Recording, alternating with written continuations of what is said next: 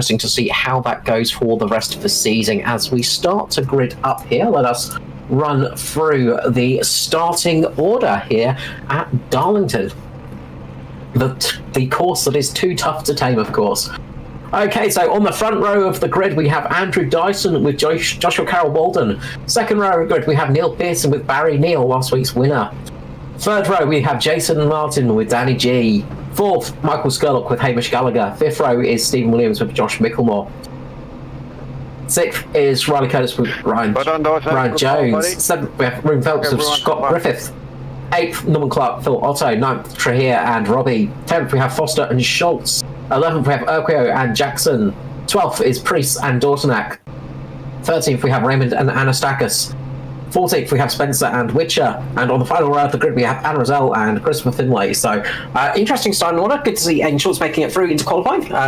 He's had a little bit of trouble just getting running this season, but he's managed to get through. A few drivers getting back into the grid this race. Darlington, of course, so notoriously hard to work at, and Andrew Dyson getting that pole position.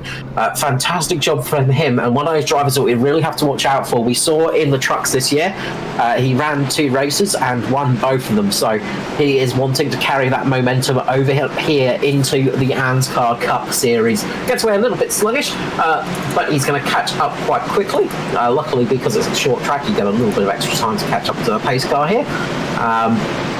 So we should be looking at a pretty good race. I think Dave Douglas is just a little bit of problem, so he should be joining us hopefully back shortly here for the race at Darlington. In the meantime, Carl will jump in and say hi to everyone. This is actually Dave's last broadcast with us before he rejoins this field, hopefully next week as well. So quick shout out to the boys at AJ Insurance Services for their ongoing support for our stream, and for everyone out there watching, if you are watching, whether you're watching it live or on replay, don't forget to hit that like button, follow button, notification button, whatever it is on whatever channel you're watching. It helps support the stream as we get set to go racing here at Darlington. Yeah, getting ready to go. Andrew Dyson's got that inside line. Josh Carroll Walden on the outside. Green light will start shortly. Leader has a problem. If he gets out, gets loose on the start there, that's going to give JCW the opportunity to try and pounce up on the high line. The high line can work quite well here at Darlington, of course. But Andrew Dyson manages to slot it up in front of JCW there, manages to get the car in nicely into that high groove. Good start there at the front of the grid. Good, clean start from what I can see down the grid at the moment, as well as Andrew Dyson does take the lead. Good start for him. Really good recovery from that bit of wheel spin there. Yeah, absolutely. They're getting underway here and getting a ripping start. And it is Andrew Dyson, Joshua Carroll Walden up the front here. You're right, very clean start from everyone. We are thinking there's going to be a number. Oh, as he just gets a little bit loose there, that's going to give JCW their run as they head down at the back straight here. And Joshua Carroll Walden does take over the lead of this race. A little bit of a mistake there. It's going to be really easy for the drivers to do that tonight if they're not careful. They just get below that dotted line and it's going to get loose. Yeah, it's so easy for the car to drift up here. You run so close to the barrier as well. You're running close to that wall, and it is very unforgiving. Luckily, he's got his teammate Neil Pearson just behind him at the moment, but he's going to start falling back a little bit, and this is going to give JCW a nice bit of lead here, a little bit of breathing room as well. Yeah, JCW started us off really well on back, boys. A little bit of an issue there with the internet, but the 35 is doing a great job out front, just making a little bit of a gap between him and the guys behind him. So going perfectly at the moment for the 35 car. Yeah, going perfectly for him. Not so much for the 041 of Andrew Dyson, who's dropped back a little bit. He's just dropped back down to 4th position right now. Let his teammate get through, and Barry Neal managed to make that pounce as well to get through there and jump up ahead of him. So Barry Neal trying to go back to back as well, trying to get the Aratori car up into the winner's circle once more, and try and get that pronunciation right for the team. Sorry about that last week. Yeah, absolutely great run from Barry last week, getting the W last week, and looking to have a strong run here tonight as we're looking at the 350 of Michael Sherlock. Working lap number 5 here through 1 and 2 at the moment. Tough track this one. Look for these boys to be starting to get loose, and these cars are loose as hell tonight out here. Yeah, they do not look easy to ride in at the moment. Just looking through the field at the moment, people have gained a few positions as they go around. Currently, Ryan Jones sitting up in the sort of top 10. He's managed to gain 3 positions. He's up there in 9th position at the moment, so good little drive from Ryan Jones.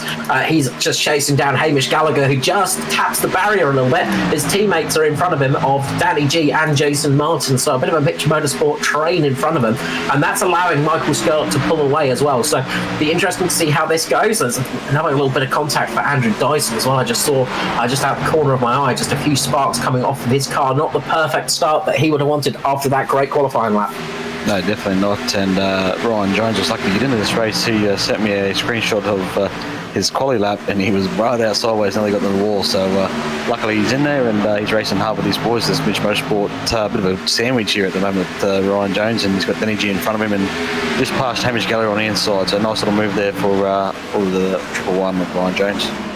Well, that's it. You come up, you get locked in the booth with me for a bit of time, and you go back out on track, and you become good all of a sudden. Hopefully, we'll see that from you. Oh, we'll see, mate. I didn't even think I was going to get to commentate tonight. As soon as the broadcast went live, everything started failing. So it had its little. As we got a car going round, the number 5 going round. Scott Griffiths. And we got the cars checking up behind. Skurlock's, he's going to make contact with another car down below on the apron there. But that's Scott Griffiths there. We got, Aiden Schultz, sorry. Yeah, Aiden Schultz getting caught there up in the wall, trying to avoid that one. Aiden Schultz's peripheral bad luck coming back again as he just tries to make avoiding action there. Very hard to pull it up here. He just looks like he might have just lost it going in there. Maybe got a bit of a tap from behind from Foster, actually. So, yeah, big moment there as they just tried to slow it down under braking, tried to avoid that accident, but didn't work out too well. Foster getting a big bump on the front of his nose. Yeah, just jumping back to replay there. Norman Clark sort of made that contact on the inside of Aiden Schultz late in that piece. But, yeah, definitely the 43 Electra hair up on the inside of Scott Griffiths, I think it was. And, just awkward contact, so I'm not sure what goes there. One came down, there's a replay there, so I'm sure 43 will think the 5 came down and the 5 will think the 43 came up, but they met in the middle, and that's the result there as we check out the slow motion replay as the 43 gets into the outside wall there. Yeah, that's it. It's one of those big moments, and it caused a chain reaction behind them as well, as we said, with Foster and Schultz, and then Norman Clark just getting caught, just slightly tagged in the 2 Fat Blokes car, in the Atari Autosport car as well. So just getting that little bit of a smack for Norman Clark there. So a few little bits of damage early on in this race for those guys. Of course, Darlington, it's not too severe if you get a few little taps here and there. A couple of love taps aren't going to hurt your night. I've seen a few people jump into pit lane already. Riley Curtis, Mirko Dortnack, Luke Trahare, Lachlan Oquio, Ariana Stackers, Greg Spencer, Justin Witcher and Christopher Finley all jumped into pit lane with this caution out. Yeah, if you're towards the back, there's not much to play for right now, so take a bit of fuel. They won't be taking tyres, they'll just be topping up and just try to get them offset from the field, and might come back to him in the end, but Scott Griffiths got away with that one fairly unscathed. I think he just went across the car, didn't actually make contact with the wall, so don't think he'll have too much damage at all, so yeah, he should be able to continue on there, and those other guys will just probably come down pit lane, get a few dents repaired, and continue on, I'd say, as well.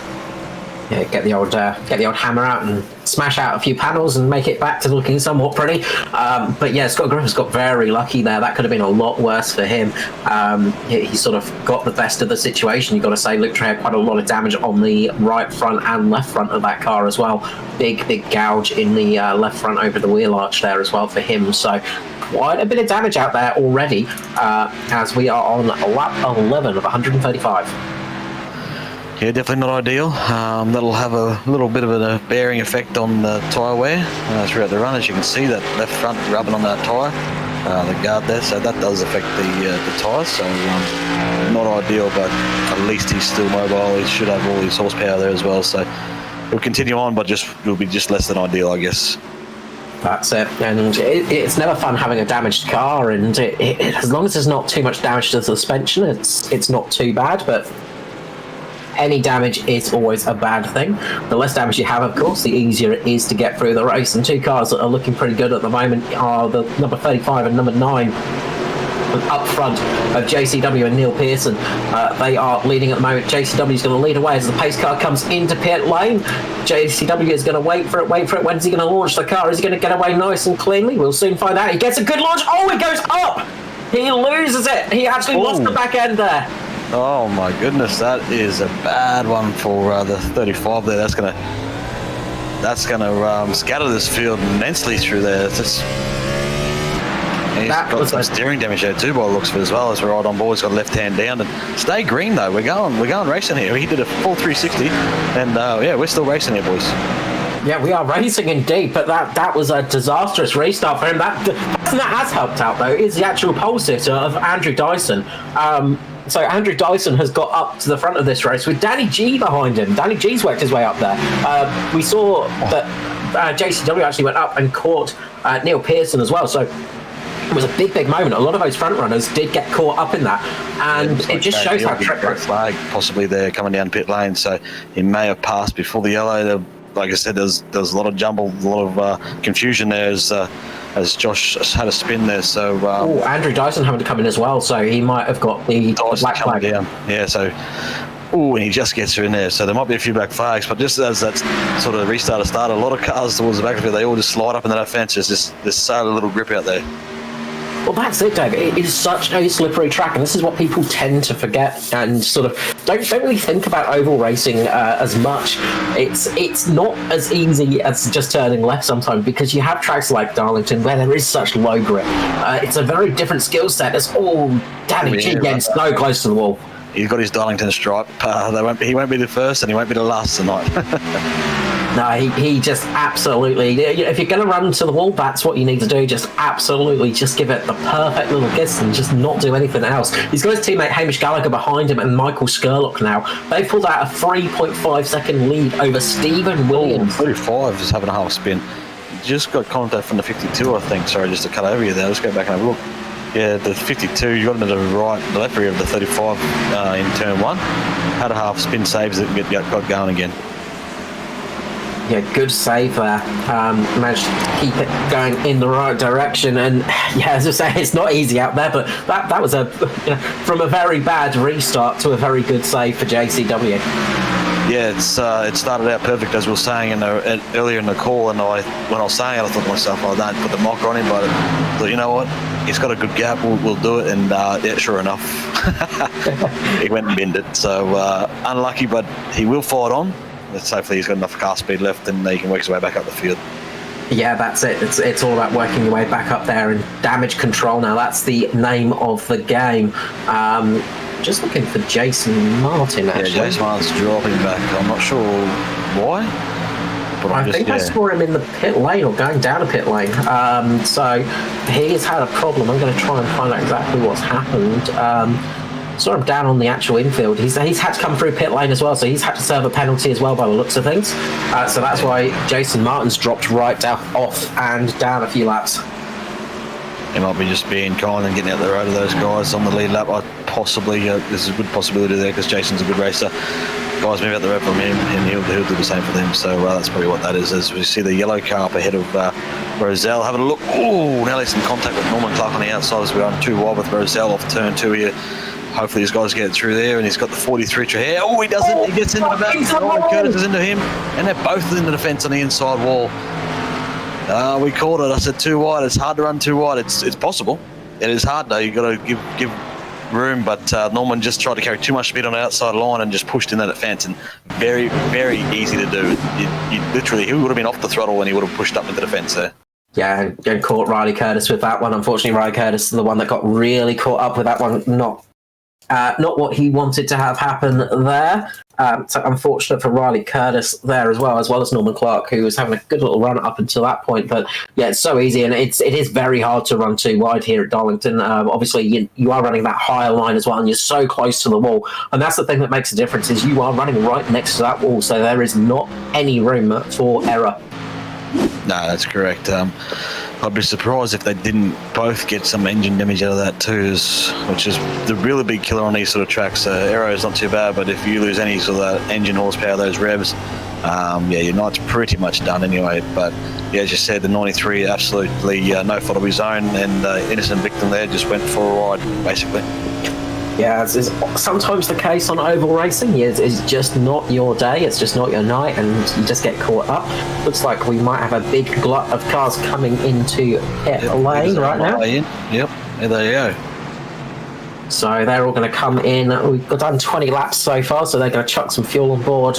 You might see some people changing some right tyres, maybe? Yeah, I'm not sure. It's still very early for me. 135 laps, only lap 20, so I reckon maybe just fuel here. Yeah, it's not much of a run, and of course they do only have 4 sets of tyres, so they've only got 3 sets of tyres left to put on these cars, so they've got to be careful with tyre allocation. You can't go using too much, as Danny G just gets past his pit box. He missed his pit box slightly. He's getting some tyres though, definitely tyres going on those cars, so just the right side and left side going on. Yeah, I see there's a Cranky Sports car going up on Jack. Pearson's going up on the Jacks as well there, so yeah, they've taken tyres. I thought it might have been too early, but yeah, we'll see what happens here. There's a bunch of them in, and a bunch of them stayed out. Josh Mickelmore's in there, Ruben Phelps in there, Justin Witcher's another guy in there, so there's a whole heap in there, and a whole heap stayed out as well. Yeah, and this is going to help a couple of those drivers that got caught out with penalties earlier on get some laps back, get up on time. Just seeing Phil Otto, unfortunately, he's had to pull out of this race due to some technical difficulties, so big shame for Phil. We wish him well, and hopefully we'll see him back shortly. But Danny G is currently the first of the guys that has taken a stop. It's got Matty Raymond coming in this time around as well. He's just waited for the pit lane to clear out a little bit, so he's coming in now rather than coming in when all of the other field, the rest of the field, are pitting. So could be a good idea for Matty Raymond. Something that I sometimes like to do is just go a bit of an extra lap around and come into a nice clean pit lane. He's just come in for fuel, so he's not taking any tyres on, just chuck some more fuel in that car to get it going a little bit longer. Yeah, definitely. I'm just coming through the field, just looking at the damage. The 52 car, she's all torn up. I think he's got every corner of that thing dented. The boot, not much fault of his own, to be honest. But yeah, got caught up a bit earlier, and yeah, he's got a lot of damage on that 52. So first race in 3 weeks, I think it is, for Aiden, and hasn't gone according to plan. But at least he's still circulating for now. Well, that's it. The amount of mirrors he's broken has not been good this season for Aiden. He's still got a clean roof though, so we'll see if he can scratch up that roof at some stage tonight. I reckon he's saying. Let's hope we don't see that. But his teammate Mirko Dortnak is leading this race at the moment. As we heard from Skurlock earlier in the season, the master of strategies, Mr. Mirko Dortnak, of course, with the famous ANZCAR victory that he got, his one victory in the Cup Series, getting it on a beautiful strategy call mid-race, pitting when everybody went, why pitting now, Mirko? That makes no sense, and ending up winning the race. So I think I might have been part of his team at that point there, and it was a strange one because no one expected it, and it was the simplest of strategies. The way he put it was he just divided the race up into thirds or quarters, I think he did, and yeah, he just stuck to it and came out as a winner.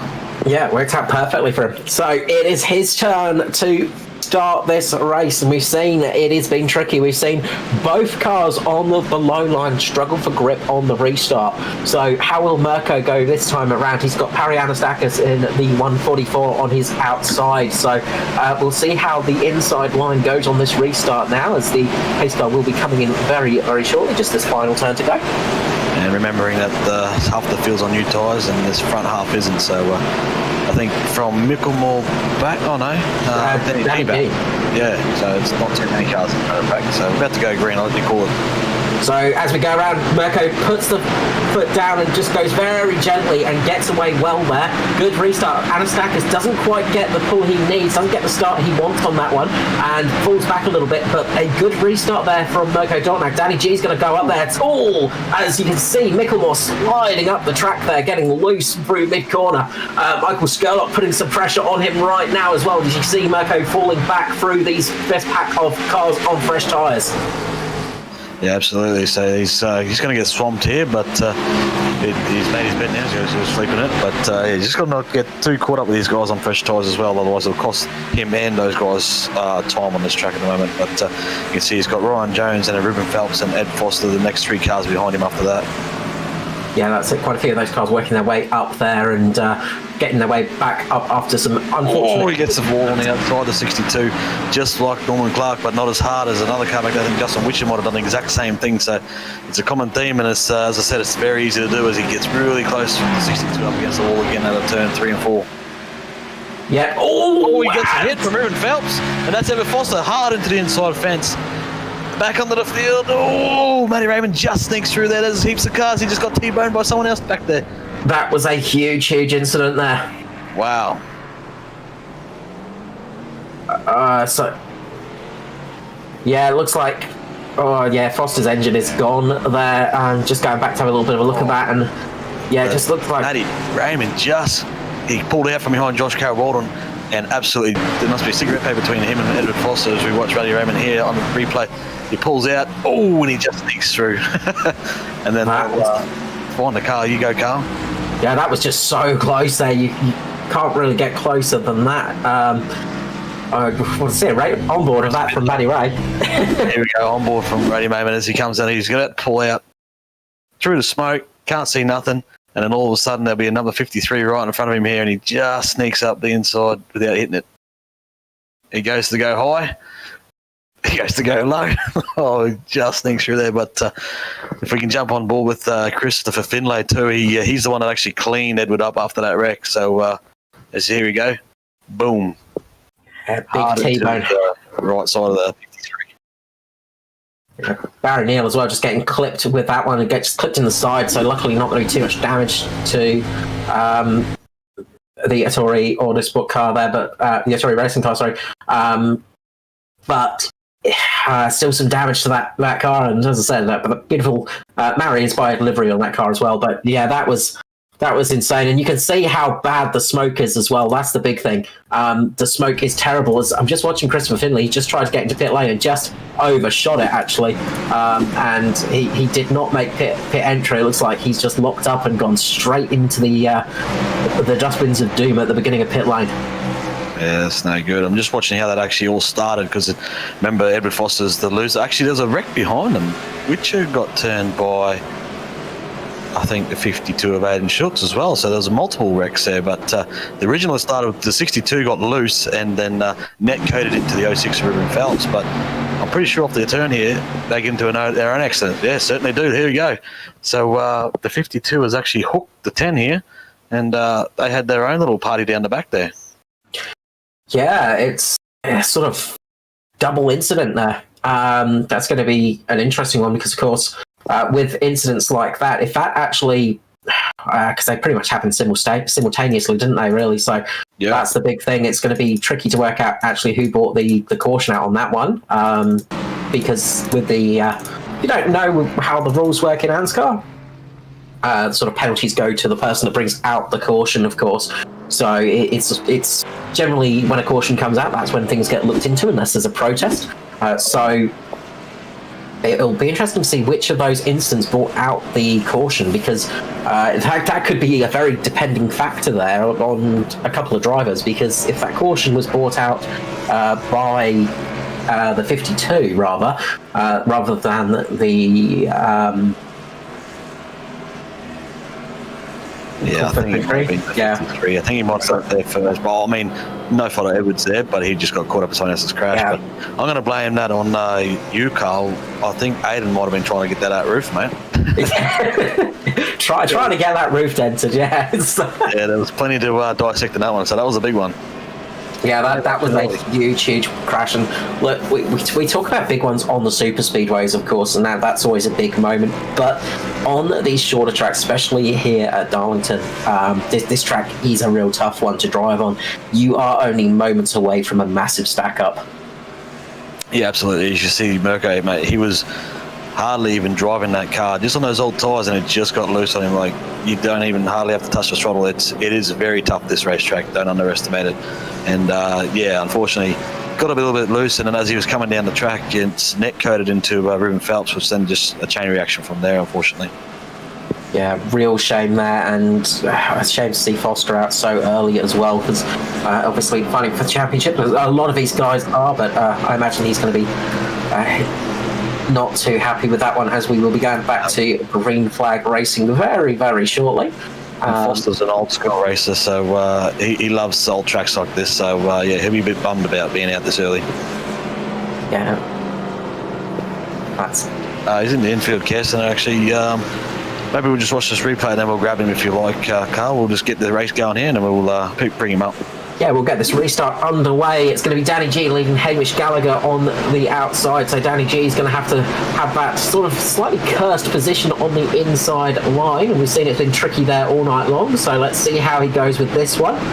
Hopefully he's going to get a nice clean restart. It's going to be nice and soft on that accelerator, but he's got a teammate on the outside to help him out. He gets away, doesn't get too much. Bit of that and a bit of Scarlett behind him as we get caught up, as Ruben Phelps gets caught up in that one.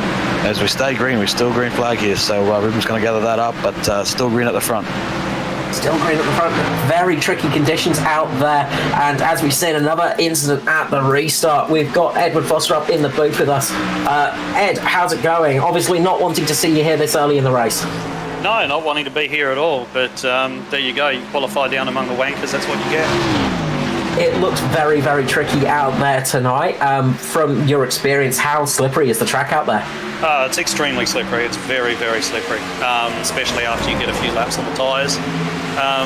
It's very, very hard to drive. I mean, it's manageable. It's completely manageable. You just need to be giving each other space to drive a little bit sensibly, and there's not really too much of a problem. It's just something that you need to be able to recognise and manage. Yeah, big shame though. We saw that incident and you're sort of getting caught up in that one. It looks like the engine is completely done for. Are you going to be able to get back out there, or is that your night done? No, it's done, mate. It's a 40-minute repair, and when I come back out on track, it's just going to blow. So, yeah, it's done. Really sorry to hear that. Look, hopefully we'll have you back in the booth with some better news and better times for you in the future. Thank you so much for joining us, Edward Foster, Natari Autosport. Yeah, not the way this season's going, mate. Ed Foster there. Obviously, hard season so far this year for him. Last year's champion, and it just shows how quick things can turn in motorsport.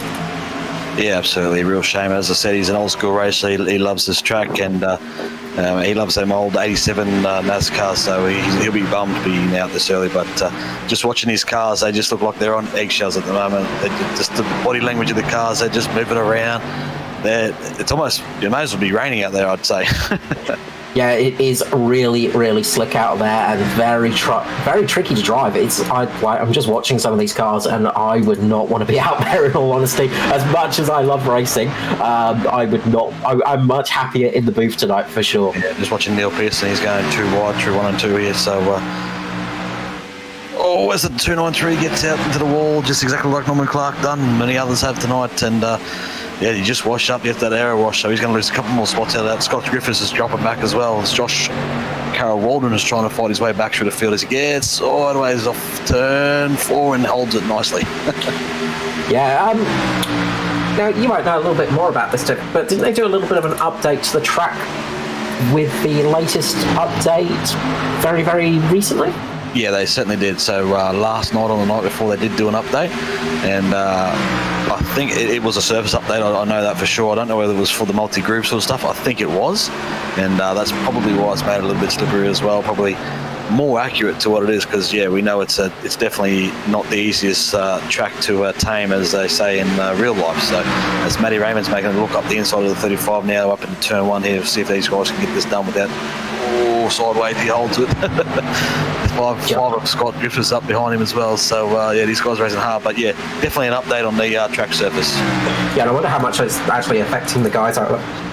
Affecting some of the guys out there tonight, just throwing them off a little bit. As you did say, Foster does love this track. He actually jumped in the Truck Series this year and took out the victory here at Darlington earlier in the season for the Truck Series.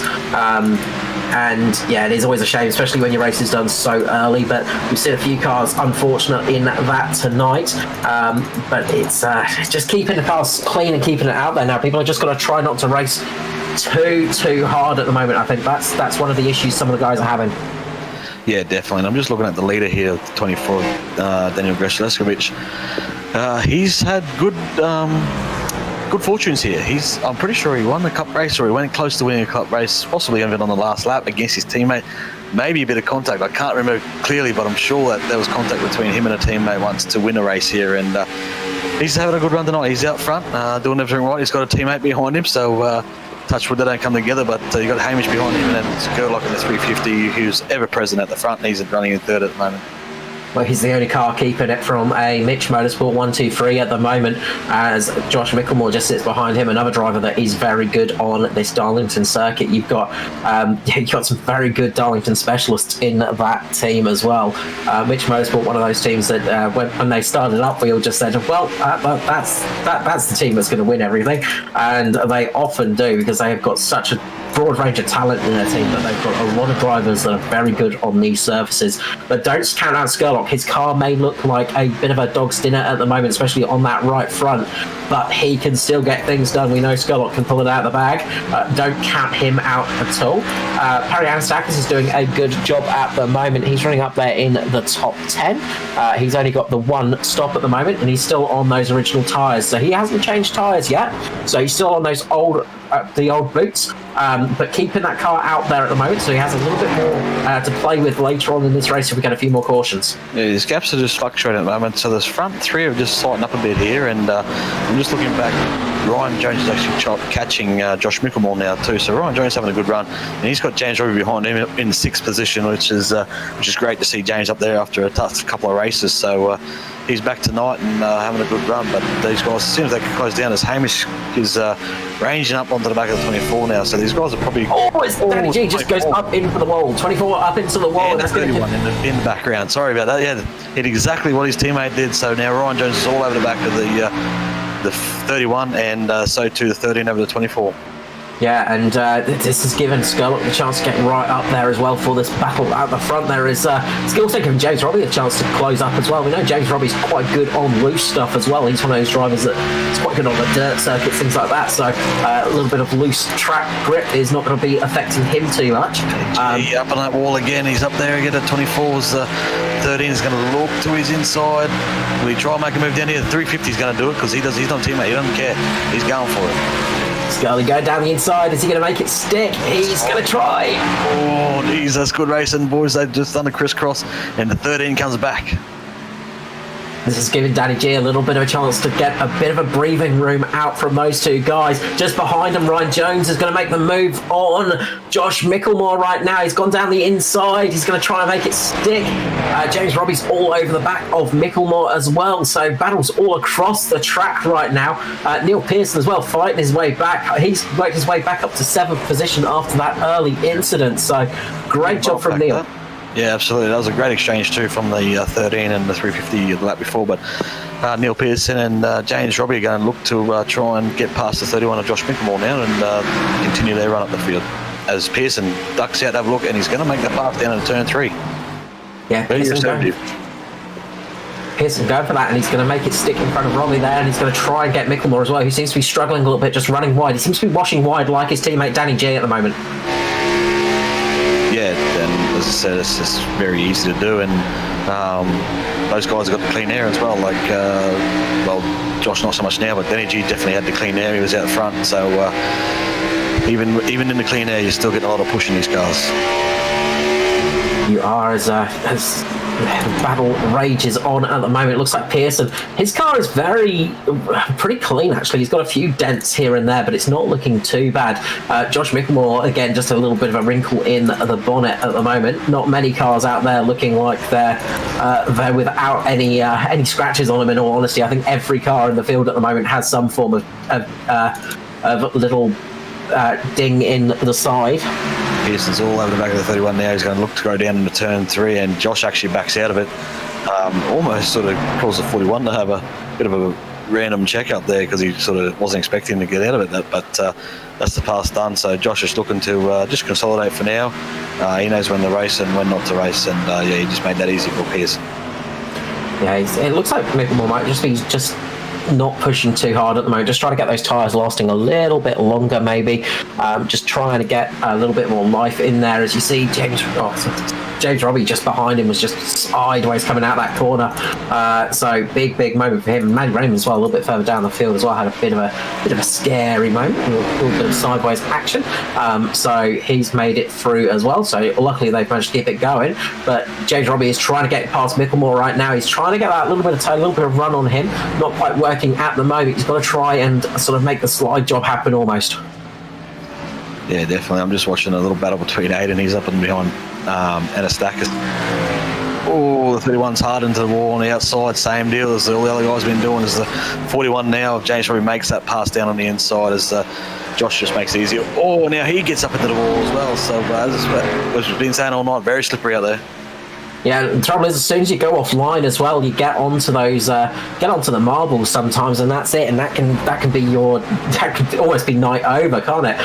That's the other big issue, of course, when you're passing. The leader just got into the wall too, so the 13 is about to go down the inside. So exactly what Josh did on the lap before. So now 13 to the point of this race. We have a new race leader this time by Hamish Gallagher. Hamish Gallagher out there in the Taylor Swift liveried-esque car that he loves to run. A bit of a Taylor fan, I hear. But he's got Skurlock chased him down now, so it's going to be interesting to see how Skurlock does here, because he's managed to get past Danny G right now, so this is going to get an interesting battle. But Hamish Gallagher is trying to run away, trying to get a good bit of a lead, but he's got a fast charger Skurlock behind him. Definitely, and they're into lap traffic now, so you can see they've just passed Ruben Phelps, who's possibly a couple laps down. I can see another two, and then there's another pack of 3 cars ahead of them, so this can play effect, because, as I said, too wide through this track, it's not easy. It makes you a little bit nervous when you have a few cars around, especially when they're the leaders. We've got a green flag pit stop. We've got Ryan Jones coming into the lane. So he's coming in now for, I think, the second time. So he's coming in to try something a little bit different, I think. So we'll keep an eye on that a little bit later in the race and see what happens with Ryan Jones there. Just got mentioned from Trevor Micklemore there, just about Josh, not his favourite of tracks. I think a few drivers have that sentiment, but it might not be his favourite, but he's still quick here. That's the thing about Josh Micklemore. He may not enjoy a track, but he's still quick at the ones he doesn't like. Yeah, definitely, and it's a really a love-hate. I reckon I won't even say 50-50. I reckon it's probably more like 80 hate it and 20% love it. So you either love it or you hate it. There's no in between here. Yeah, it's up there on Sonoma levels for me. It's not a track that I love. If I'm being honest with you, boys, tonight, I'm glad I've still got one more week in the booth here. you might have chosen just to extend that little stay in the booth one night longer with Darlington up there for sure. Yeah, absolutely. When I went out there and tested out there before, I was like, this is good. I'm glad I'm nice and comfy up in the booth with you boys. And Skurlock is starting to actually make inroads on Hamish Gallagher, as we see Trahir and Micklemore there side by side as well. We've got Mitch Motorsport on Crank Esport action going up and down the field at the moment, but Luke Trahir manages to get past Micklemore there and get that position made. Nice move from Luke Trahir. Yeah, it was a nice move, nice and clean. As I said, Micklemore's not putting up too much of a fight. There's no need for him. He'll only get himself into an accident if he does, more than likely. So for now, he's just, if you get the nose there, he's just going to give it to you, and that's the smart racer right there. And Skurlock is sort of building up his sort of momentum here. He's putting the pressure on the 13. Oh, just jumping back a little bit to Danny G and Neil Pearson as well. That battle is heated up as well. Pearson is all over the back of Danny G. So sort of watching both battles at the moment, keeping an eye on which one's going to be the juiciest. I think that's the tricky call at the moment. But Skurlock's making the move, so we're going to stick with Skurlock, I think, for the moment. He tries to make the move, can't quite make it stick this time around. He's got the slightly higher line. He should give him better drive off the corner, so he should get a little bit better speed. Let's see how this pays off for him. He's a bit too far to make the move down into turn 1, but that's where he's been making his moves tonight, is down into turn 1. He likes that sending it up the inside, basically almost a slide job, if you will, like in the dirt. Just slide her up there, get up to the wall and try and block that pass, but they can fight back on the inside like we saw earlier with the third team, same drivers. We've got the 62 of Mirko just pulling down the apron, letting the cars go by here as well, so good to see good camaraderie out there. As just a bit further back, Neil Pearson's making the move on Danny G at the moment as they make contact out of the corner. They both keep it pointing in the same direction, just a little bit of rubbing, and rubbing is racing. Good pass there from Neil Pearson, getting down underneath Danny G. Yeah, just had to lean on him a little bit there, and as you said, Lauren's racing. There's other tracks you'd rather do it than here, but they managed to get away with it, and as you said, kept it straight, and they battle on. Yeah, the important thing is keeping that car pointing in the right direction, and that is what they managed to do. So good job from both those drivers to keep it from going around there. Now Danny G has James Robbie trying to chase him down. Luke Traher just behind James Robbie in 6th position at the moment. Josh Micklemore now has a train of cars of Stephen Williams and Matty Raymond behind him. So there is a big battle going on at the moment with Stevie Dub and Matty Ray. So we have got a few cars up there, a few seasoned veterans of the ANZCAR Series right now in a great little battle. Yeah, absolutely. Josh just got into the wall in the middle of turn 3 and 4, last lap by, and Stephen Williams does the exact same thing there. He gets up on the wall. So it's a common theme here. I spoke about earlier, the Darlington stripe. I'm pretty sure every single car out there has a stripe on it now. Yeah, they're turning into zebras out there tonight. There are so many stripes out there, but yeah, doing a good job of just keeping the cars going at the moment. This is what we needed to see, just the drivers settle down a little bit, not pushing so hard as they were earlier on. Everybody was just going a little bit too hard, I think, a bit earlier on, and just unfortunately, as it can happen in racing, you get a little bit revved up and accidents happen quite quickly. We're seeing some good racing now. I'll put the commentator's curse on it, of course. Hamish Gallagher's still got the lead over Michael Skurlock in the Mitch Motorsport Crank Esport battle. Neil Pearson's trying to chase them down at the moment. Pearson is faster the last couple of laps. He's about 2 tenths faster that last time round, so he is chasing down this lead pair as they battle on. So yeah, as you mentioned at the start of this, was fairly action-packed. There's a few odd incidents, and yeah, made for some interesting racing, and yeah, we've got a good mixed field. Just jumping down right now, Stephen Williams, Stevie Dub is making the move on Josh Micklemore. He's down on the inside as they go along the straight. Micklemore makes contact with the wall, and that's going to allow Matty Raymond through. Lucky not to have a big incident there. Matty Raymond is he's got all 9 lives tonight, and he's used up about 3 of them, I think. Yeah, certainly has. Yeah, no, good move from Stephen Williams there, the old head Steve-O. Gets the job done, but yeah, a little bit of. Oh, there we go. Get a couple more stripes down the side. So, as I say, if you don't get the Darlington stripe, you haven't been driving hard enough. So, these boys certainly are driving hard. Then Josh got one down the front straight, which was a bit of an odd one, but can distract you with the car inside. And obviously, yeah, just grab the wall a bit there. Yeah, look, we were saying, you know, this is a hard track to run on, and we're running on lap 72 now. Sorry, we've got 72 laps remaining. Sorry, I was set lap 63. There we go. I was just doing my maths there, and I'm like, wait, that's wrong for a second. We've done 64 laps now.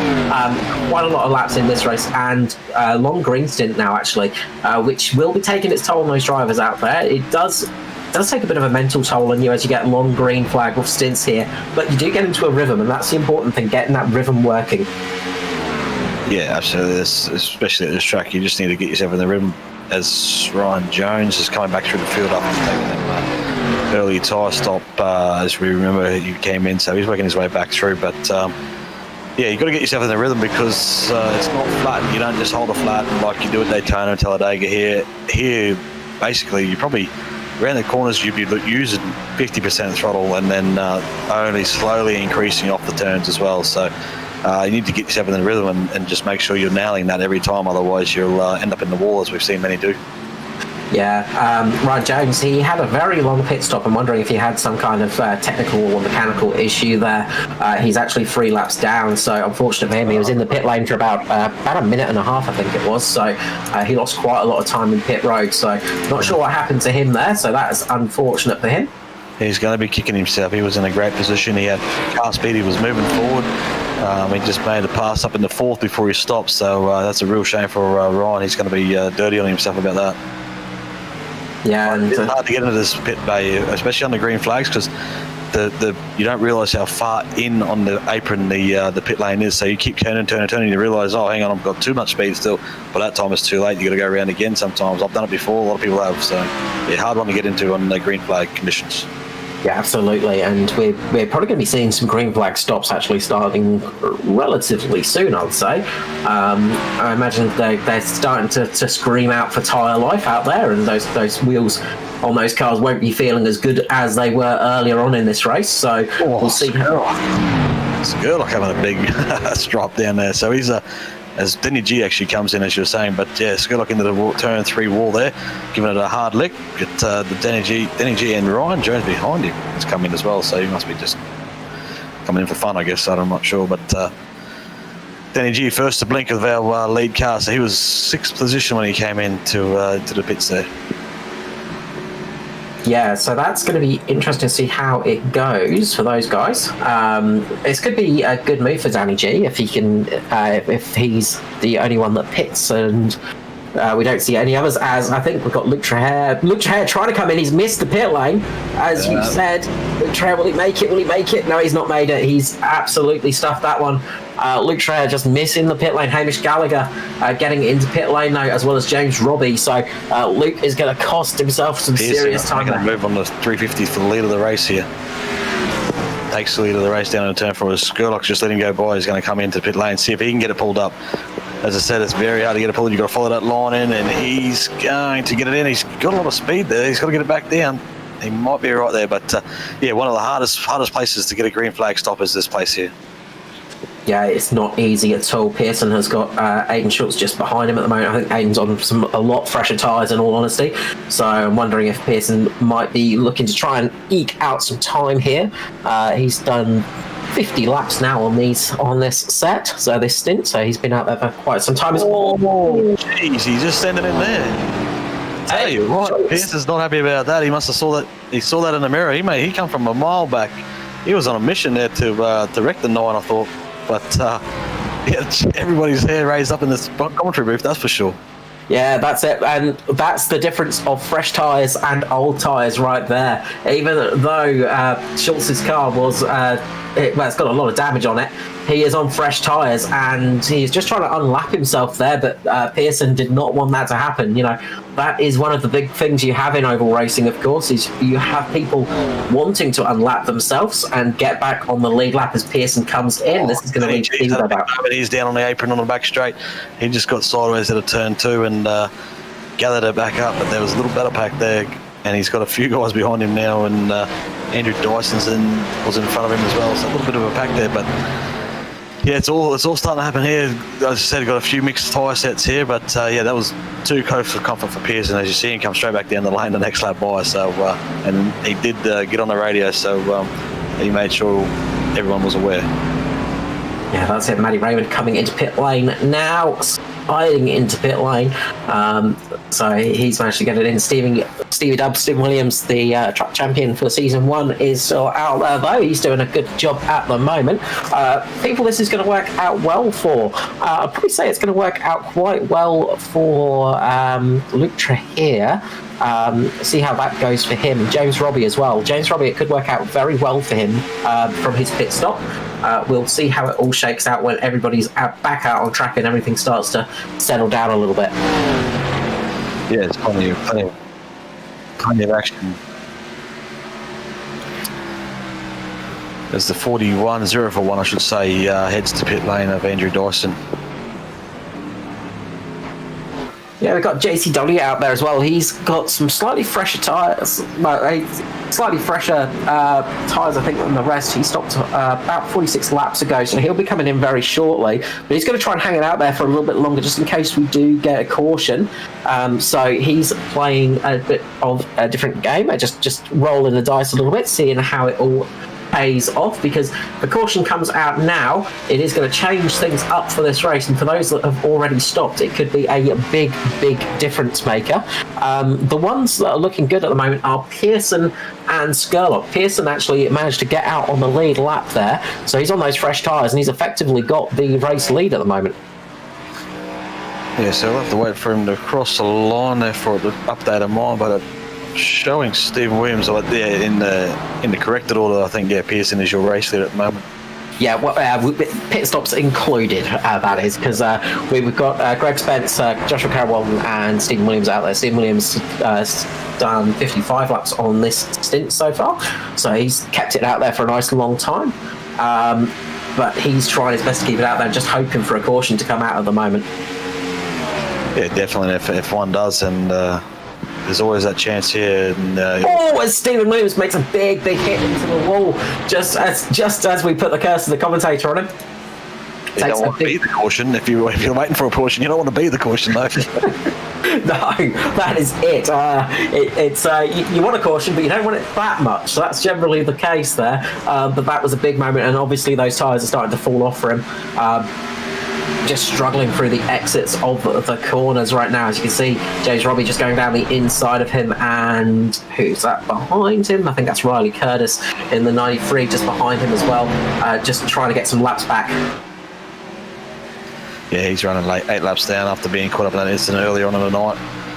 But Steve Williams, he's still going out here to our front. Oh, we got cars all over the place down the back straight. We got Paul Jackson, I think it is. No, Barry Neal. No, it was Paul Jackson and Andrew Dyson. Had a bit of a moment coming off turn 1 there, but we sorted each other out. There was 3 cars sort of all over the place. As we see, Dyson's on the radio talking about 2 wide off turn 2 there. So it must have been a similar incident earlier on, but they gathered up and all still put in the right direction. Yeah, big moments out there, and you've got cars on very different tyres. It is Ryan Jones. He was wrecking down the front back straight. He's hard down there, but gathered up. We stay green. It's still not coming out for Stephen Williams. They're trying hard for him. It's the green flag still waves. Yeah, it's so very close for that caution to come out, and it's just being a little bit shy at the moment and just not wanting to show itself here tonight at Darlington, as it showed itself so many times earlier on in this race. Right now, it's wanting to just stick out there, as Michael Skurlock's got past Neil Pearson somewhere along the line. Yeah, it looked like Pearson had a bit of an issue. He was going very slowly for a car that just came in a pit before, so I'm not sure if he's had an issue at all, but I did see one of his teammates go past him, and I thought it was a bit odd seeing that, considering he was effectively the race leader. Yeah, I'm just going back and actually having a bit of a look at it right now. It just looks like he lost speed, so he just lost a lot of speed somewhere along the line. And maybe in turns 1 and 2, I think he might have made a bit of a mistake, and that's where he lost it. So I think he's had a big moment and lost the rear through the corner. He's had to come off the accelerator, almost made contact with his teammate and got back into it. And I think he was expecting Ryan Jones to come back on track, so he basically just lifted off just to keep away from that caution. That gave Skurlock the opportunity to get up and past him, and Skurlock is currently the man on the mission. And he gets past JW. Yeah, he's got a very big lead, so just wondering if jumped on board for the minute there to see if Pearson's trying to save fuel or something silly like that towards the end of this race, whether he's sort of close on fuel and he can get home, but doesn't sound like in the engine note that he's actually saving it, or he's not rolling off. He's sort of driving it still hard into turn 1, so as you're right on board now, you can see he's using all that revs. He's up on that high line. Just got out of it because he was too high, but yeah, straight back into the gas. So he's definitely not saving what looks. So yeah, just lost a bit of speed there. Yeah, from what I can work out, he can make it home from here without too much issue, maybe. Stephen Williams is out there. He's done 62 laps on this stint. Stephen Williams still leading the race, so he's been out there for 62 laps at the moment, and 63 laps this time round. So with those stops, those guys should be able to make it home without too much difficulty on fuel. It's just whether they can keep the tyres on the car and stop them from disintegrating and falling off the rims. Yeah, definitely. So you can see Michael Skurlock, he's only 11 seconds, I think, off the leader now. So he's fought all the way back to almost to the back of Stephen Williams there. So if the caution's going to come, Stephen Williams really needs it probably in the next 5 to 10 laps, I'd imagine. Yeah, James Robbie's just getting past Neil Pearson right there as well. So Pearson is dropping back. He seems to be struggling out there. The only thing we can think of is he's maybe saving fuel, but it doesn't sound like it in all honesty. He just seems to be struggling at the moment.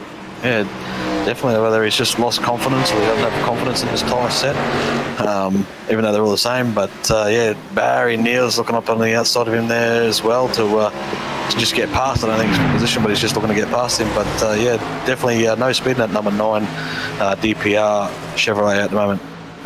Yeah, it could be. He could have just made a slight error up into the wall and had a little bit of a whack where it didn't need to be whacked, and that might have been the difference maker there. But definitely something has happened, and it's causing issue. Greg Spencer in the pit lane at the moment, so he's coming in for his second stop. He's done 56 laps on that stint, so still got Stephen Williams out there. Stephen Dubb's still out there, still circulating, still in the lead of this race. Although I think he'll probably be coming in relatively shortly. I didn't get any fuel numbers tonight, but he's been out there for 66 laps now, so he is pulling a marathon stint at the moment. As Pearson just whacked the wall off turn 2 again, so he's just dropped another 2. Well, not dropped, but he's actually bringing it into pit. He's coming into pit lane. Yeah, he definitely struggling out there, so something not working right for Pearson. He's just bringing it into pit lane to get something so he can get it working, I imagine. But he's going to lose a lot of positions from that. Yeah, very strange one there. So interesting to see what went on there. But anyway, we carry on, and the race is up front. Yeah, race up front. We see Stephen Williams getting passed by his teammate of Andrew Dyson, I think it was. So Andrew Dyson, they're just getting past Stephen Williams on those fresher tyres, and Michael Scullock's slowly catching up. He's 4 seconds behind now, so yep. he's coming along. The Scurley train is working its way up the pack at the moment, and it is closing on Stephen Williams. So we've got 47 laps remaining in this race. So Jeez, he had a big off turn 4 there, yeah. The 98. Had the tail wagging out of turn 4. Huge lift there, yeah, to get that car corrected. I was sort of just listening as well and just heard massive lift off there. Good save. Yeah, definitely. I just caught it out of the back of my eye. I saw the back end of it and I thought, that's a big tank slapper. So, yeah, he's still pushing this late in the race. As he gets another stroke on the outside there, he's just... I wonder when he's going to pull the trigger to stop all. I don't know if he can get home or not, but if he can get home, he might be able to just keep cruising around here and not drop too far back, and still wait for that caution. I've got to say, it's probably a big ask to get home. We've got 45 laps remaining. He's done 70 laps on this stint, so I don't think that's...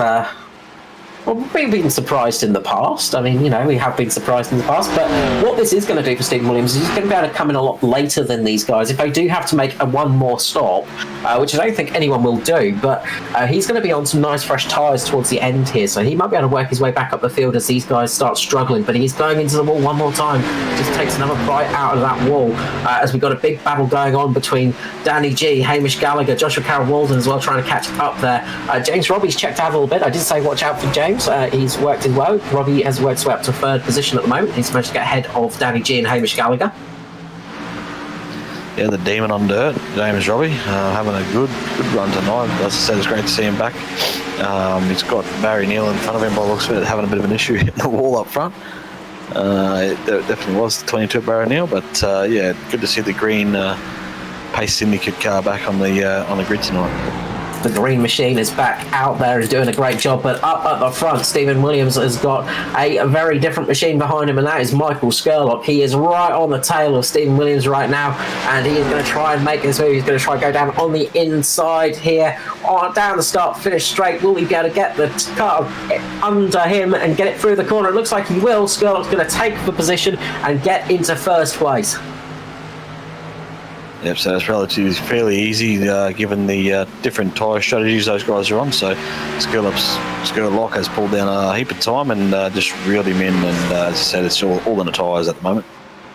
Yeah, that's it. And sometimes, of course, with tyre drop-off, you sort of get to a stage where they drop off and it becomes really, really hard to drive. And then all of a sudden, they sort of come back to you a little bit. So sometimes that can be a bit of a case, and they sort of plateau and go through little stages as well. So Stephen Williams might just be hoping that they're going through a little bit of a stage at the moment and that he can keep going a little bit longer. Of course, if a caution comes out now, it's going to be good for a lot of those drivers.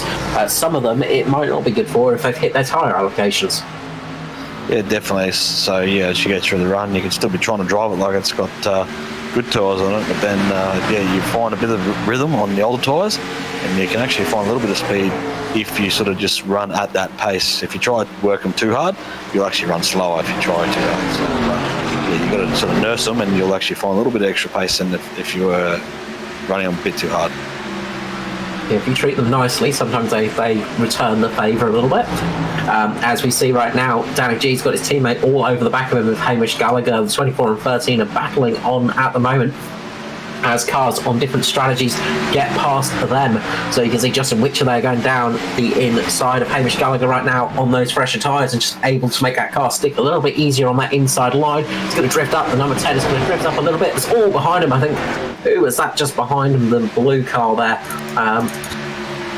Somebody just had a big moment, but managed to keep it going. Might have been JCW possibly back there, but as he comes in the pit lane, so he's going to come in and make his last stop. I wonder if these other guys will stop, but if they have to, Stephen Williams has done a great job to run as long as he has on those tyres, and you see in the replay there, JCW locking them up, trying to get it down in the pit lane, and gets the swung back the other way. Lucky not to bring out a cushion there, but goes it up and heads to the lane. Yeah, that could have really hurt him there, because if pit lane closed as well, that would have been quite painful for JCW, but he's managed to get it in, get it stopped. But we've seen grip is not nice out there tonight. It is very tricky as Stephen Williams has come in. Stephen Williams is coming in right now, so Stevie Dubb is making his pit stop. He's going to be on nice fresh tyres now, so if the rest of the field has to stop, that's a massive undercut he'll get. Yeah, he could really work his way up there, so it's going to be interesting from here. So how's everybody going to go from here? That's the question. Is we've got 37 laps remaining.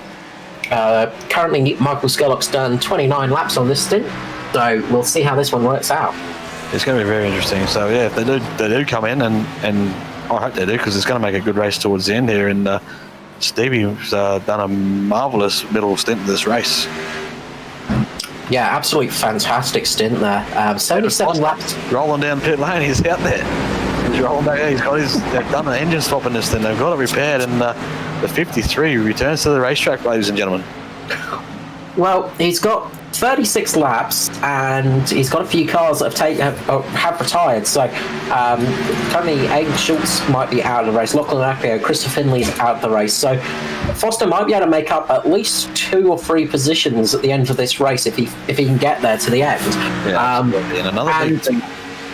Sorry, Dave. Yeah, another big thing with that is they run incidents per laps now as well. So that's how they work out your incident level. So he's out there now. If he can just run, what do we got? 35. He runs 35 clean laps. That's another 35 laps to level out that average of a bad night, basically. Yeah, that's it. And it also adds a couple of extra points onto the championship as well, which it's not going to be perfect, and it's not going to help out too much, but a few extra points are better than no points.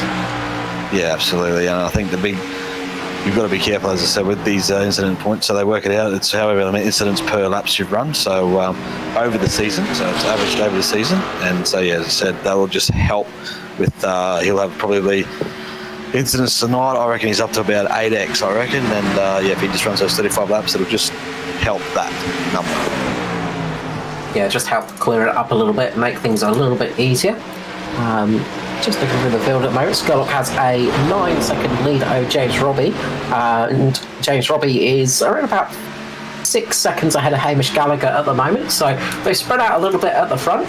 Danny G has got a fast-charging Matty Raymond on the back of him now, so Matty Raymond's trying to chase him down, and he has Luke Traher right on the back of him as well, so got a good little battle going on between Matty Raymond, Luke Traher, and Andrew Dyson as well. He's trying to catch up to that as well, and he's got Josh Whitmore right on his tail. So there are a few cars out there that are trying to get a few better positions, and they could well do it towards the end of this race. Yep, so we've got Stevie Dubb making his way back to the field on those fresher tyres as well, trying to make up a bit of ground here towards the end of this race and see what he can come up with. As you can see him up on the high line there, he's got Norman Clark in front of him, Traher, Matty Raymond, those cars we mentioned before, so he's flying down the inside there now, so he's making hay while the sun shines. Yeah, all of those laps of punishment that he had to suffer on those old tyres. Yeah, easy it is too. He's going to try and make this work as he's trying to get up past Perry Anastakis right now for position. So this is battles for position as well as getting back on the lead lap. So going to see Stevie Dubb just go up on the high line right there. He's going to try and keep it up on the outside. Going to go high. He's up past Anastakis there. Nice job from Stevie Dubb. As just behind him. Matty Raymond just getting big tank slapper there. It's good to see Traher, actually. I was going to mention him earlier before he missed the pit lane. I'm glad I didn't before he missed the pit lane, but the 43 having a good run tonight. He hasn't had too much luck this season. He's a good driver and deserves probably some better results, but good to see him. He's rolling, where is he, top 5? Yeah, so fourth position at the moment. So, good job to Luke in the Cranky Sports car there, having a good little run here. Now this is interesting. James Robbie has come in from second place, I think it was. Second place. He's come into pit lane, strapped on some fresh tyres. So we might be seeing some more stops here tonight. Who is going to be trying to keep it out there and doing a Stevie Dubb type run? Will everybody try it, or will this pay off for people like Stephen Williams and James Robbie? So it could work out well for them if they get a few clean laps in here. Yeah, I think right now if it stays green and those guys do have to pit, Stephen Williams is in the best possible position because he was behind Skurlock, so he led most of that stint, so he was in second when he did make that stop, and he'll be making a lot of time on these guys down those fresh tyres and not too many laps to go. No, we've got 28 laps remaining, so there's still time in this race, still a lot of time to go. It's all few cars. He's having a nice wiggle down the back there. He got up in the fence. He had a big old wiggle, as they say. Now Dyson does a look down the inside in the 041 and tries to make a move on Matty Raymond. It's side by side. You can see the Cranky Sports car behind him having a move as well. I think that's Traher must be back there. Yeah, that's got to be Traher right there as well. So, or is it? No, actually, it's Mirko. Mirko's still out there, just taking some points away from these guys that have already pulled out. Yeah, so similar sort of strategy from Mirko, just keeping it out there, keeping it clean at the moment. He's only 3 laps down though, so he's currently battling it out with Justin Witcher on that lap. Meanwhile, we've got Adam Rosell falling into the clutches of Stephen Williams. So Stephen Williams is working his way up. He's back up into 10th at the moment, so he's going to want to try and get his way back up into the top 10. Another car that we saw coming into pit lane was Neil Pearson, of course. We saw him come in a little bit earlier than some of the cars around him, so he made that sort of second stop a little bit earlier as well. But he... So he's on some tyres that he should be able to make it to the end. So it could actually be working out well for Neil Pearson as well. So if the guys in front of him have to make a stop, this could be very interesting.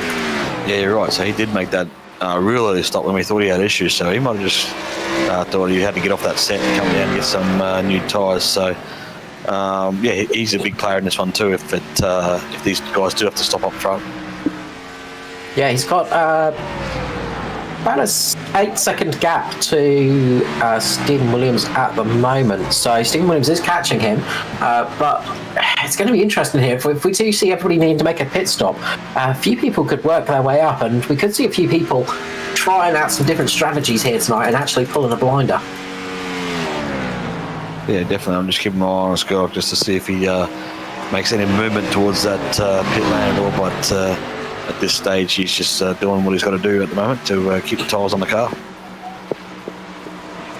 Yeah, just keeping that car going, which is important, of course, and it's all perilous out there. It is so easy to do. Adam Rosell now being caught by Stephen Williams just a little bit further back, as we see Mirko going and trying to go underneath Danny G there as well. Luke Traher getting passed by Danny G. So that was position, sorry. So Luke Traher getting passed by Danny G there, so sorry about that, was watching on the wrong screen, but Danny G is coming into pit lane. So we got another taker, so the 350 continues to go out there, and Hamish as well, but the 24 has decided to come down pit lane and get some fresh tyres. Yeah, get some fresh boots on that car and get it to the very end. That's going to drop him down a few positions, but as I say, that undercut is quite powerful here. Yeah, definitely, especially on those old tyres and how slippery it is. You'll make some good gain up on those new boots, basically. Yeah, we'll see very shortly the difference between fresh rubber and old rubber.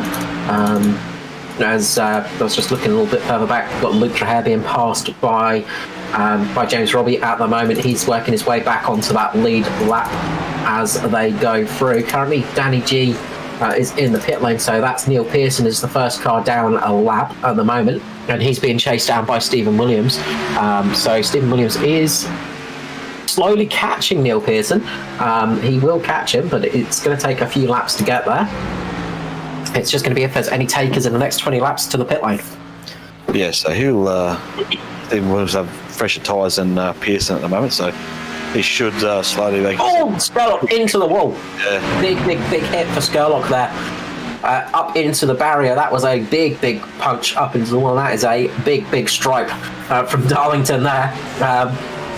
More a Darlington paint job than a stripe, I think. So that's just how much they're struggling up the front at the moment and just struggling for front end grip. Absolutely, and you see the car behind him is the 93 Riley Curtis, and he did exactly the same thing, so it's very much follow the leader. One car goes that fast and he's at the wall, you sort of just follow him in there and just get involved in the same sort of incident without being in it. But yeah, it's easy to do. Yeah, that last time round, Stephen Williams set a 30.74, Neil Pearson a 31.4, and Michael Skurlock 31.5. So the top 7 at the moment are on similar pace, but Stephen Williams has definitely got the best pace out there at the moment. He's about half a second faster than everybody else to a second at the moment. Skurlock. No, it was just a call, I think you said, Edward. I just thought you might have been calling pit lane there, but he wasn't. But yeah, you want to compare times, you'll have to see Danny G's, because he's on them fresher tyres of all of them, so he's about to fly up behind the 350 here to try and unlap himself, but he's going to have the fresh tyres of more. So 31.8 for Skurlock last time by versus a 29.9 for Danny G on them fresh tyres, so almost a 2-second difference there. Yeah, you just see right now Skurlock getting passed by Danny G, flying past that car. Danny G is just absolutely flying past, but he is 2 laps down Danny G, so he is a bit further down, so he's got to make another lap back on Skurlock to get on the lead lap to start fighting him at least, so he's quite a way down, unfortunately.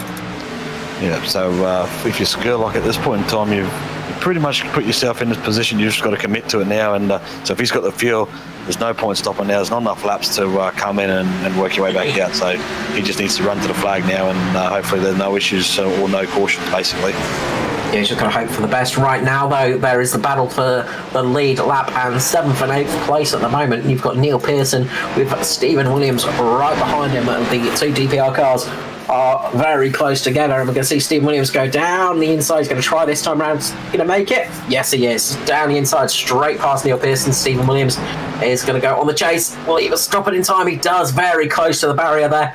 Just gets that little bit of an air buffer just to keep him off that barrier a little bit, and makes it through the corner. Keeping an eye on the 350 at the moment. He's got a lot of lap traffic around. He's got 3 cars and a lap down behind him. He just got passed by 35. He's got a lot of lap cars in front of him, so it's not ideal circumstances at the moment. But he's very crowded at the moment. He is, and just behind those lapped cars is Stephen Williams. So he is 3 cars behind the leader and getting back on the lead lap, importantly. So he's going to want to try and get that lead lap there. Foster, I think that was just going down on the apron there to allow the 2 cars past. Everywhere for the 350, so you just split a couple of cars down the back straight. So, as I said, not ideal. There's a bit going on intense times at this point of the race for the leader. Yeah, this is where a big mistake could easily happen. We've got 14 laps remaining, so it's not far from the end right now. But when you are battling, we're battling your way through lapped cars who are battling each other on different tyre strategies, on different laps, it does get very confusing very fast, and it can get very tricky. You can see Stephen Williams just a little bit further back. He's getting past those lapped cars now. He's going to try and make his way down the inside. He's just got past Scott Griffiths there as he gets Griffiths almost gets into the back of him. He just manages to pull up in time, but that was nearly a big crunch into the back of Stephen Williams.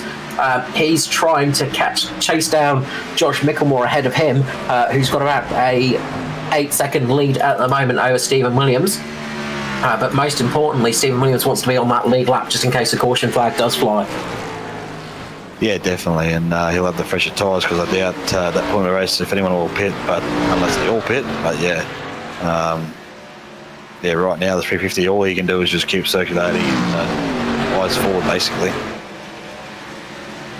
Yeah, keeping the eyes on the prize at the moment. Skurlock is very seasoned, and he's seasoned in the way of skill and talent and years on track. Won't say age. That'll be nice to Scully tonight. But yeah, a lot of experience on Skurlock's belt out there. He's done 54 laps so far, so 55 laps this time round on these tyres. So it's got a little bit of time as they just go, so close to Norman Clark there. Get nice and tight down the inside there. Norman Clark as 98 Steve Williams makes that move in the outside on the pressure tyres, and Pearson next in line to do it. He just backs out of it for now, and there goes his 350 down the inside of the 09. Yeah, they make that pass and get through. Now it's Stephen Williams' chance to chase down Josh Micklemore. He's going to want to try and do that as Neil Pearson gets past Skurlock as well. So importantly, he's on the lead lap 2. So a few cars on the lead lap again now.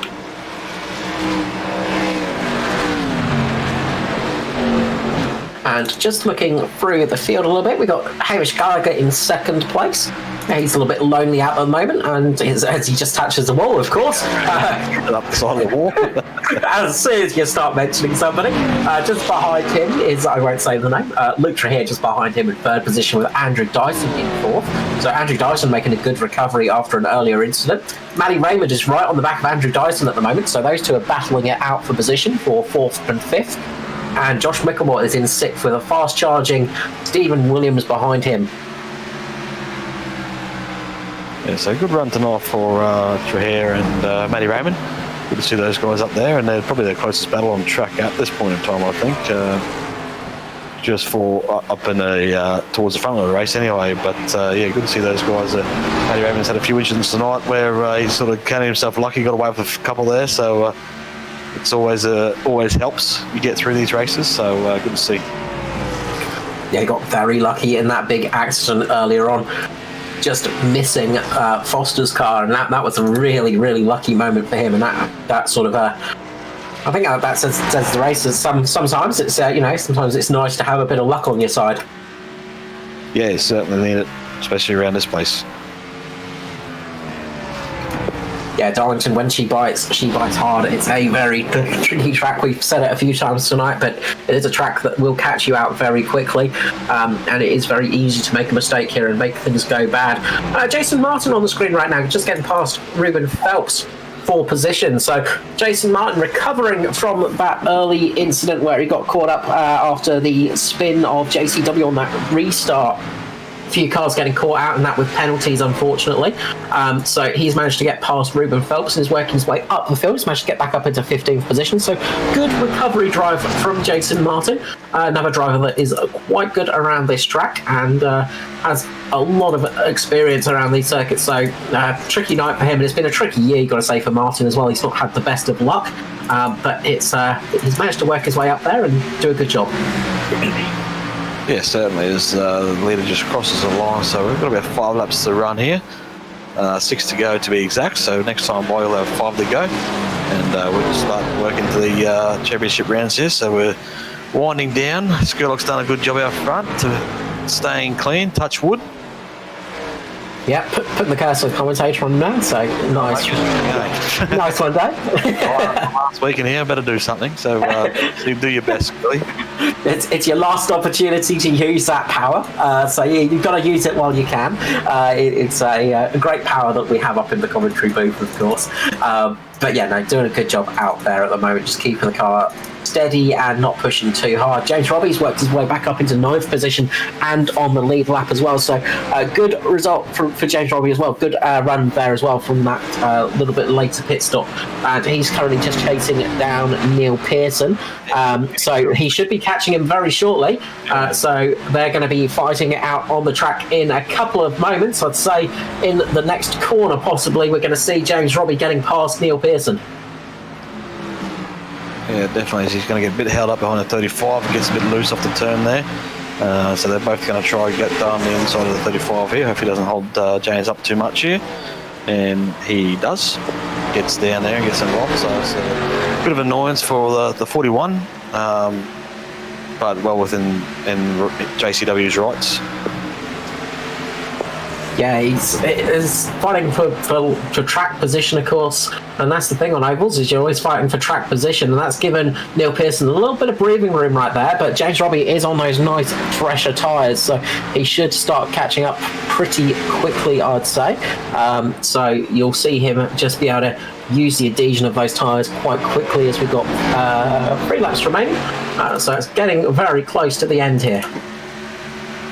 It definitely is. The 41 now ranges up on the back of the 9. He should try and make the other move down here. Just backs out of it. He's still got 3 laps to go. He's definitely got the pace over him, so he'd probably want to do it before he gets to that other lap car so he doesn't have the same thing happen. So here we go. He's going to get a good run off turn 2. He's going to get passed up this time, boy. Yeah, as they go 3 wide down the straight there, and James Robbie does indeed get through there. A little bit further up the field, Josh Micklemore has lost position to Stephen Williams, who's worked his way up into 6th position. Yeah, so Stephen still on that charge, so hasn't worked out too badly. Who's his next guy?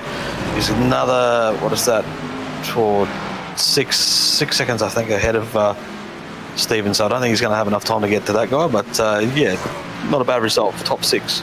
Not bad at all, as the white flag is out for Michael Skurlock. He's only got half a lap to go. You can see him just letting Foster pass there, actually helping Foster out a little bit to get an actual extra position in the race.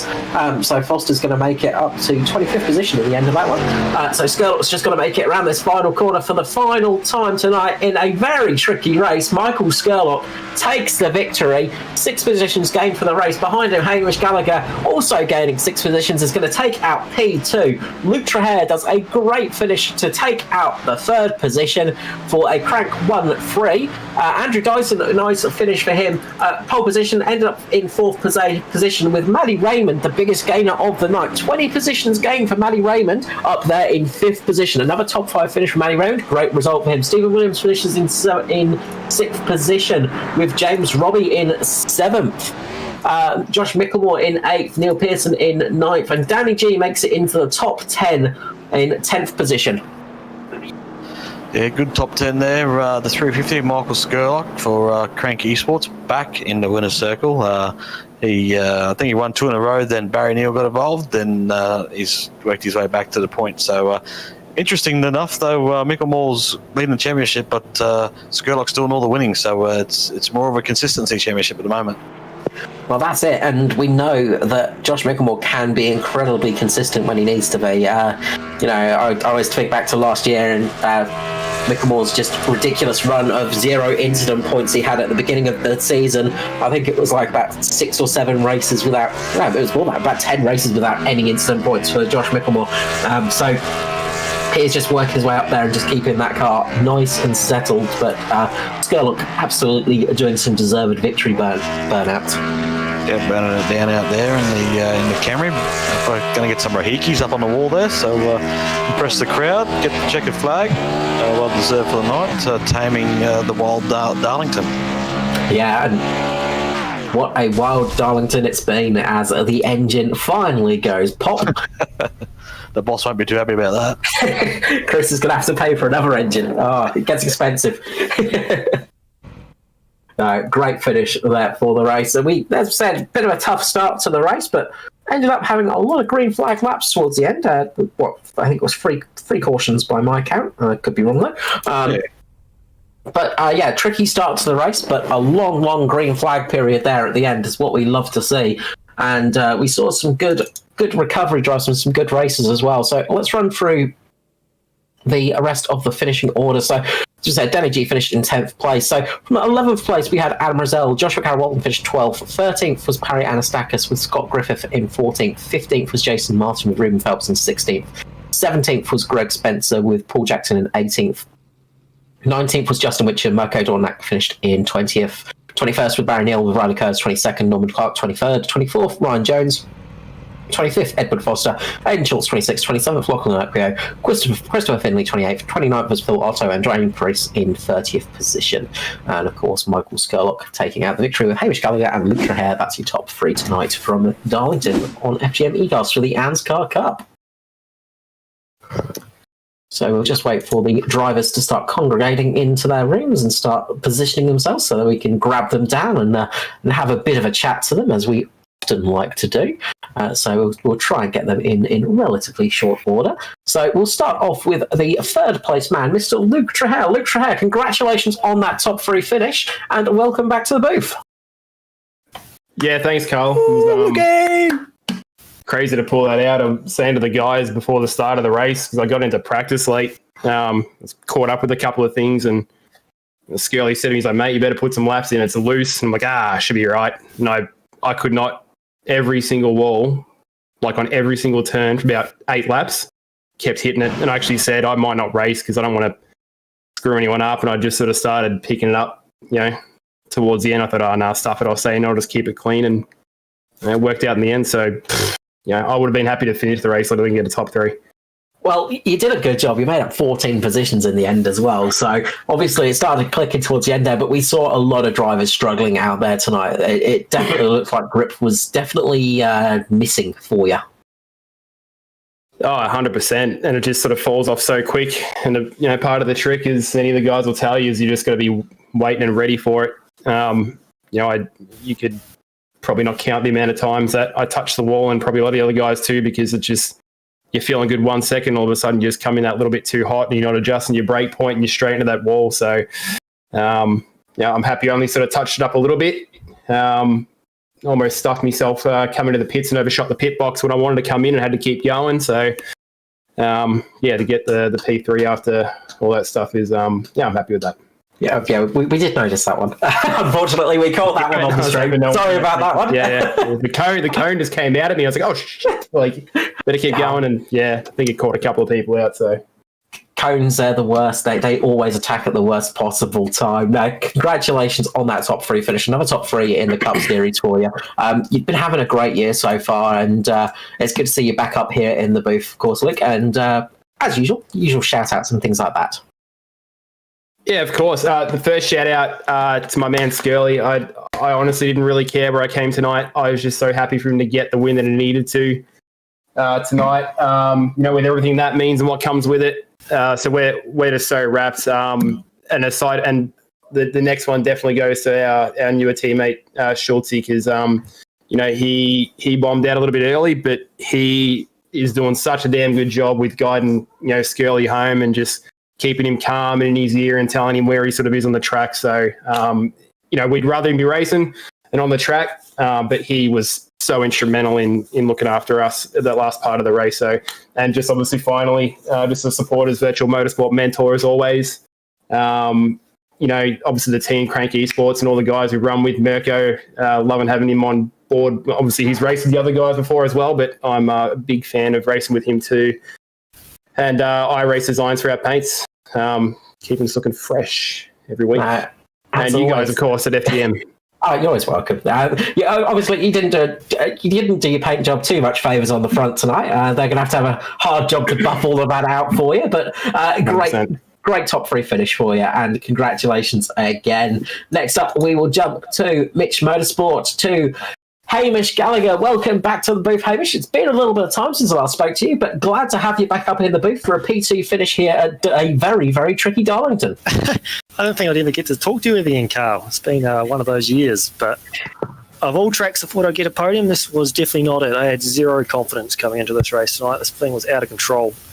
But, as is often the case, when you think you're going to do terribly, you often do well. It's sometimes the way. It's good to have you back in the booth. As we said, it's been a bit of a dry spell for you.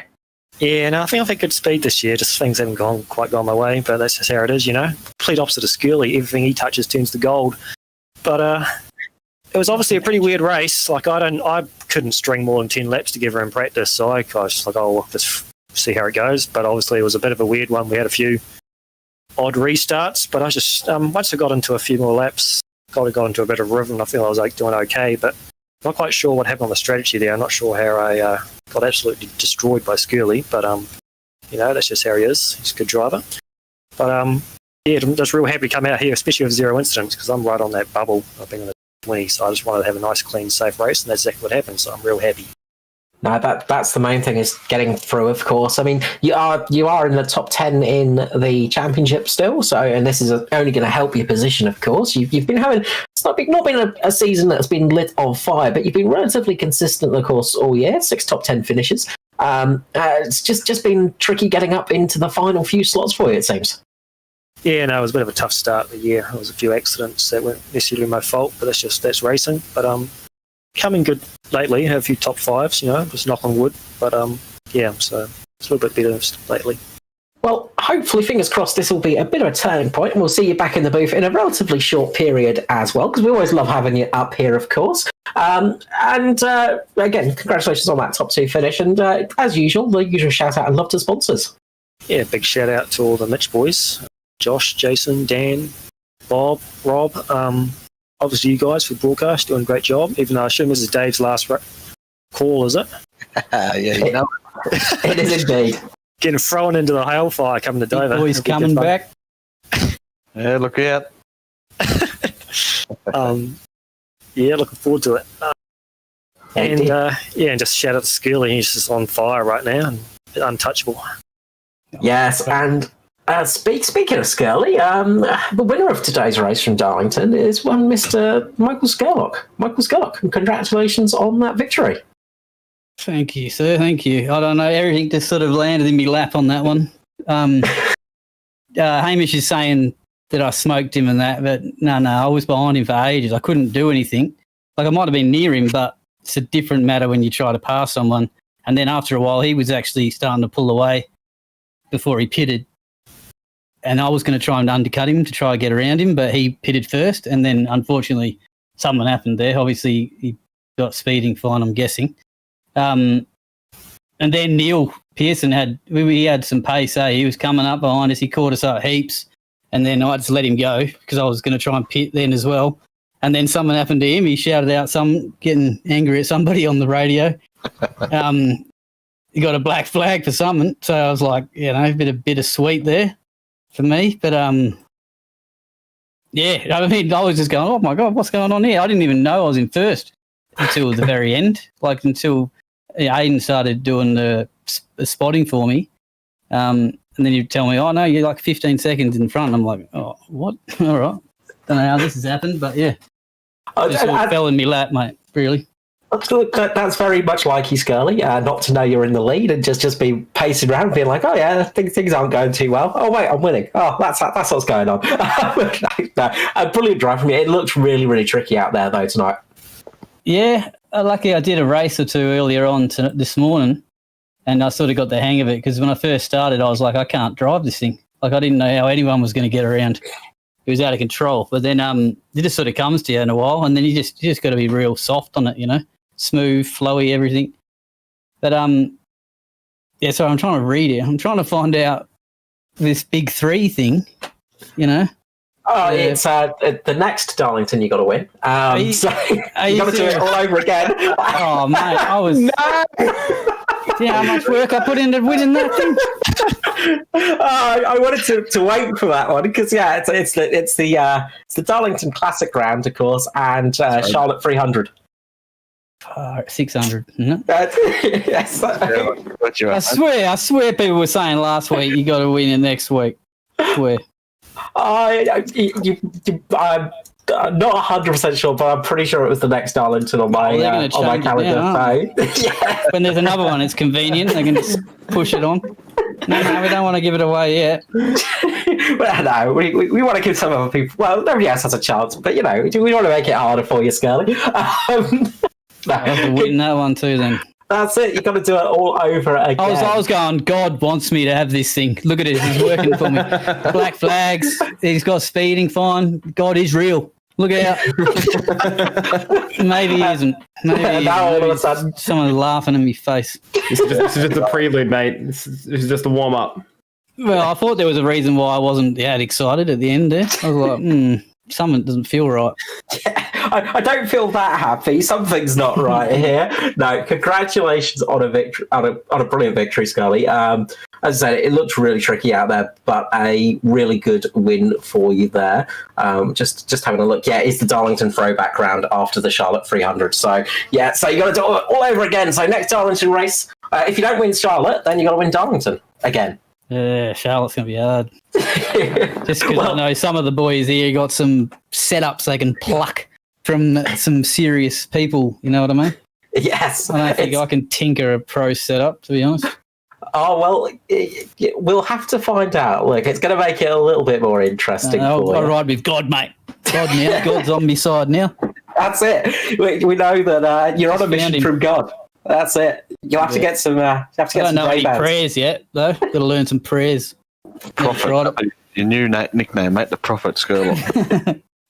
No, of course, before I let you go, Skirly, the usual thing of shout out and love to the sponsors. Yeah, just Crank Esports. I can't even remember now. I'm too buggered about this. We've ruined your night. Back in the PVC pipe rig for another year. I can't remember what it is. iRace Designs, that's it. And Chris's virtual motorsport mentor, obviously.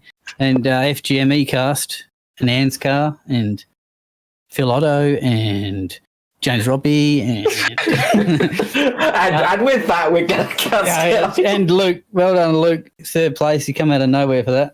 And good drive to Hamish as well. No, really good job. Well done to all three of you guys. Of course, Luke Trail, Michael Scarlett for Crank Esports. Mirko finished. Yeah, Mirko finished. That was a that was a good one. Got in and finished a race. That's bigger than any rig. At least it's showed up, mate. Yeah. That's it. And of course, Hamish Gallagher for Mitch Motorsport. Thank you so much, guys. Congratulations on the top three, and we will see you all again, I'm sure, very soon. All right, thanks, guys. Thank you. Thanks, boys. So Scott's got to do another Darlington race to get that sim rig, of course. So he's got a little bit more work to do for the Grand Slam. But Dave, how was your feelings on that one? Yeah, it was a pretty entertaining race. Definitely started off action packed. There was a lot going on, even under yellow, I guess you could say, or before the restart. So there was heaps going on, and then just a good long green flag run just to work a bit of strategy there. But the big surprise for me was Traher getting up into third. I missed that because we were only talking about him being in fourth, but he's actually ended up in third. So well done to him, and he made that podium, I guess, for that. So it's a surprise package there. Yeah, really good driving. As I said, solid season so far from Traher. Really been taking in everything from the drivers around him and just working his way up the field and doing a great job in that car.